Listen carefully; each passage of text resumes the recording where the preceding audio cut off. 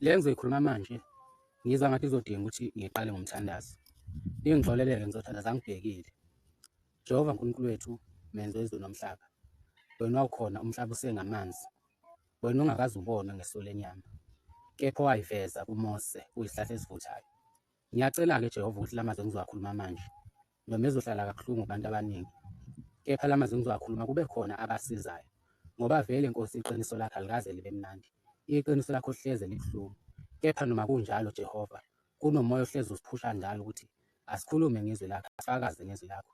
Ngoba noma sesingasafuni ukufakaza, kepha Nkosi wena uyasiphoqelela ukuba sifakaze. Sithuke sesiphahluka Nkosi sesikhuluma ngawe. Ngiyacela-ke Jehova ukuthi uvule ukukhanya engqondweni zabantu nalaba abazoza ngenhlamba. Kepha Jehova bebelazi iqiniso. Amen.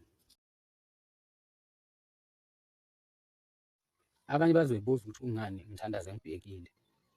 Thina satshela ukuthi ukuthandaza ucimezile noma ukuthandaza ubhekile akusho lutho. Kodwa uma usuke uthandaza ucimezile usukwenzela ingqondo yakho igxile kuNkulunkulu kanye nenhliziyo yakho.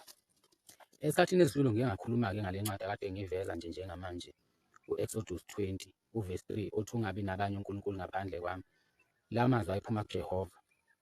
Ngithe uma ngichaza le ncwadi ukuthi ibaphi abanye uNkulunkulu, ngakuveza ukuthi abanye uNkulunkulu enye into osuke uyithembile ukuthi iyona ezokusiza ikuvikele noma ikwelaphe. Ngabala ukuthi uma usuthembele kumuthi ukuthi iwona ozokulapha ukuvikele usuwuNkulunkulu kuwena. Noma uthembele edlozini ukuthi lona ezokuvikela likulaphe seluwomunye uNkulunkulu kuwena. Bangithuka-ke abantu ngendlela ababengithuka ngayo. Kodwa ngijabulile namhlanje uma ngithola enye insizwa efakaza lapho ukuthi uShembe wathi uma ulikholwa ungawuthinti nangesandla umuthi.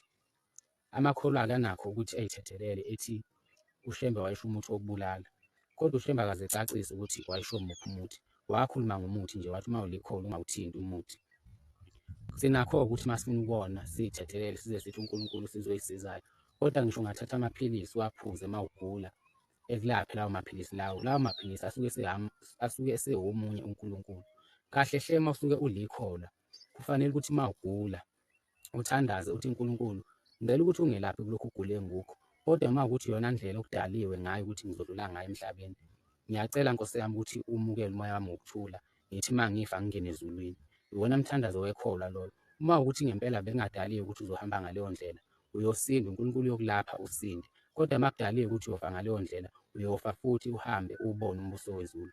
Ngoba kufanele abantu beqonde ukuthi uma usuke ukholwa, awukholelwa khona ukuphila kahle kulo mhlaba, awukholelwa khona futhi ukuphila isikhathi eside kulo mhlaba, kodwa ukholelwa ukuthi uma ufa uwubone umbuso wezulu.